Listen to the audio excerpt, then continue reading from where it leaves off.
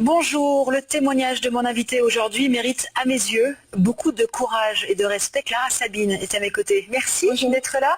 Merci de me recevoir. Vous n'êtes peut-être pas d'accord avec ce courage dont j'ai envie de parler. Vous venez de publier Mon fils s'est converti à l'islam, même pas peur, aux éditions Boîte de Pandore, les éditions qu'on soutient régulièrement parce que voilà, ils nous proposent comme ça des témoignages poignants, j'ai envie de dire. Alors, ce jour, vous avez compris, vous avez découvert que votre fils, catholique, j'ai envie de dire, normalement, s'était converti à l'islam. Est-ce que vous vous souvenez de ce sentiment intérieur? Qu'est-ce que ressent une mère dans ces cas-là? Qu'est-ce que vous avez ressenti ce jour-là? La peur, la panique. Je ne comprenais pas ce qui se passait. La peur s'en va après les explications, mais au moment où je réalise qu'il était levé pour prier, et que donc faire la prière à 5 heures du matin impliquait qu'il s'était converti à l'islam. Vous avez tout de suite compris? Oui. Oui. Oui, j'ai une intuition. J'ai une intuition. Je vais vous lire. Dimanche 15 mai 2011, 5h21 du matin. Pourquoi envisager une seconde que Simon se soit levé pour prier? Il pourrait avoir une insomnie, il pourrait avoir envie de lire, il pourrait s'être juste éveillé pour aller aux toilettes et il va bien vite se rendormir. Il pourrait. Oui, bien sûr, c'est cela qu'il fait. C'est simple, naturel, évident. Quand on est une maman à ce moment-là, on n'a pas envie d'y croire? Non. Pourtant, vous étiez sûre, non? J'espérais que ce ne soit pas ça. Et comme j'ai de l'imagination, je me dis pourquoi tu imagines ce que je croyais être le pire à ce moment-là. Et puis je me suis dit, il faut savoir. Donc je suis allée le voir dans sa chambre et là j'ai vu qu'il priait et qu'il m'a avoué qu'il s'était converti à l'islam. Quelle a été sa première réaction à lui? Je crois qu'il a eu peur de me le dire comme ça. Il a eu peur, je crois que c'était difficile pour lui que je l'ai découvert. Il aurait souhaité m'en parler et pas que ce soit moi qui le découvre. Oui, ça aurait été plus facile pour lui? Oui, parce que là c'est comme s'il a été pris en flagrant délit. Ouais. Mais on a eu une bonne conversation, je l'ai pris dans mes bras et puis il m'a expliqué. Est-ce que le fait que vous viviez en Belgique faisait plus peur que si vous étiez établi dans un autre pays? Est-ce que ça changeait quelque chose pour vos craintes? Ce qui augmentait ma peur, c'est que Simon, à cette époque-là, vivait à Istanbul. Oui. Il était 6 mois en Turquie pour apprendre le turc et il était revenu juste pour le week-end. C'était avant de commencer l'université. Hein, ouais. Donc j'étais, qu'est-ce qui s'est passé à Istanbul? Pourquoi il s'est converti? En fait, il s'est converti avant de partir en Turquie. Et tout donc, ça, vous n'a pas été l'apprenez? d'influence. Tout ça, je l'apprends cette nuit-là. Comment vous réagissez? Vous êtes en colère? Vous êtes non, dans quel pas état? en colère. Je suis ébranlée par le fait que je n'ai rien vu venir. Ébranlée par mon manque de perspicacité. Ouais. Je me croyais, et je suis proche de mon fils, et pas voir un tel événement arriver, c'est quand même... comme quoi on croit savoir et on ne sait pas. On croit connaître ses enfants, on ne les connaît pas. Pas complètement en tout cas. Est-ce que c'est ça justement qui vous a pas toujours fait garder ce joli lien avec lui? Donc vous avez un autre fils qui s'appelle Thibaut. Oui. Est-ce que c'est justement pas ça qui vous a sauvé? C'est d'avoir toujours confiance et d'avoir toujours cette belle communication avec lui? Du coup, pour comprendre ce qui s'était passé. C'est indispensable, garder la communication. Ouais. On peut ne pas être d'accord, et je ne suis pas d'accord avec tout, et je crois que tous les parents ne sont pas d'accord avec tout, mais nos enfants ont besoin de nous, ils ont besoin de nous malgré leur choix, quel que soit leur choix, ils ont besoin qu'on tienne à côté d'eux. Donc ça, on a gardé, bien sûr. Vous deviez le comprendre? Oui, pour ne plus avoir peur. Oui, vous aviez peur de quoi au début? On a peur de quoi quand on réalise que son fils se convertit à l'islam? Peur qu'il change. Qu'est-ce qui va changer en lui? Peur de l'islam que je ne connais pas. Qu'est-ce que ça veut dire être converti à l'islam? Vous êtes renseigné sur cette religion du coup? J'ai lu, j'ai commencé par lire, il m'a conseillé des livres. Le premier livre qu'il m'a donné, c'était un livre Islam et terrorisme. Comme ça, pour bien me faire comprendre qu'il n'y avait aucun lien. C'était malin de sa part. Est-ce que c'est ça le problème justement? C'est ça qui flotte dans l'esprit des gens? Je crois que c'est... inconsciemment, oui, même si j'ai toujours su que Simon ne serait jamais un terroriste, c'est ce qui flotte, c'est quelles sont les influences négatives autour de lui. Est-ce qu'il y en a? Vous avez justement cherché à parler à ses proches? Après avoir lu, j'ai cherché à rencontrer ses proches et c'est ce que j'ai fait. Et ça m'a rassuré tout de suite. C'est vrai? Des gens merveilleux. Ça m'a rassuré tout de suite. En quoi ils vous ont rassuré, ces gens? Ce sont des gens comme vous et moi. Des gens simples, des gens qui s'impliquent dans leur communauté, qui s'entraident, qui prient. La prière n'a rien de mauvais. Il ne faut pas prier pour être bon, mais ceux qui prient ne sont pas nécessairement mauvais. Oui, c'est ça. Voilà. Des gens simples.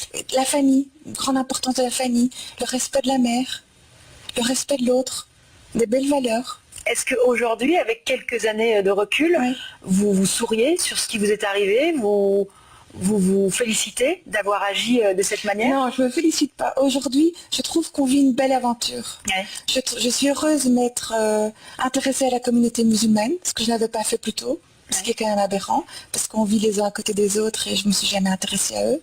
Maintenant, c'est fait. Et c'est une belle aventure et ça continue. Est-ce qu'aujourd'hui vous avez compris le pourquoi il a voulu se convertir? Ah oui, bien sûr, il m'a expliqué. Pour lui, c'est un cheminement spirituel, vraiment. Il a lu l'Ancien... Il a été choisi pour lui? On est venu le chercher? Ah, il ne dit pas comme ça.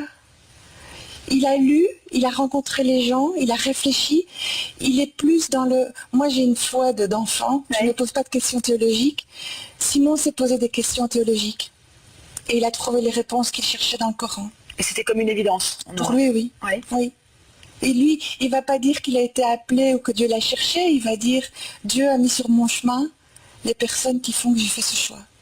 Et alors aujourd'hui, vous sortez ce livre. Vous avez toujours écrit, hein, c'est le premier livre que vous publiez. Vous voyez comme quoi il fallait que ça vous arrive. Chemin étonnant. Comment Simon a-t-il réagi justement à la publication de ce livre?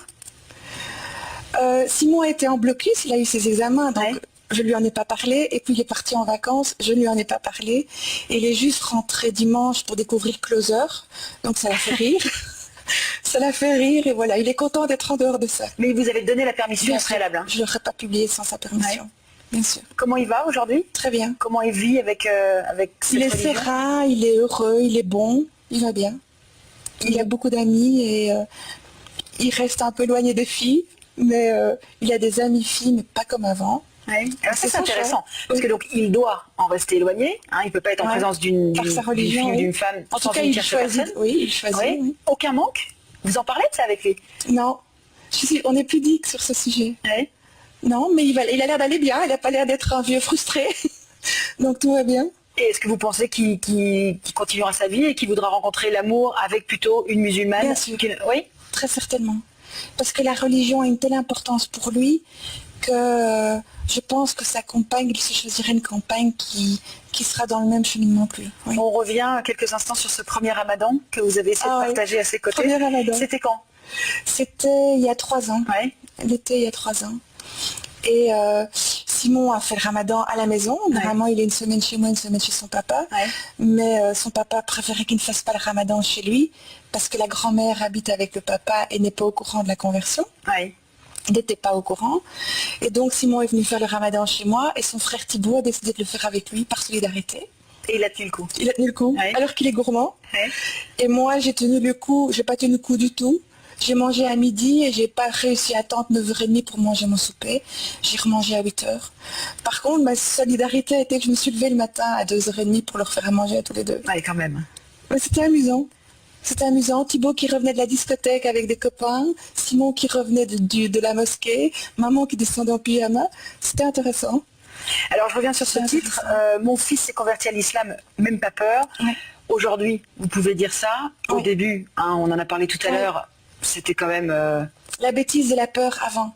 C'est pour ça que j'ai voulu ce titre, parce que j'ai eu peur, parce que la réaction normale est d'avoir peur.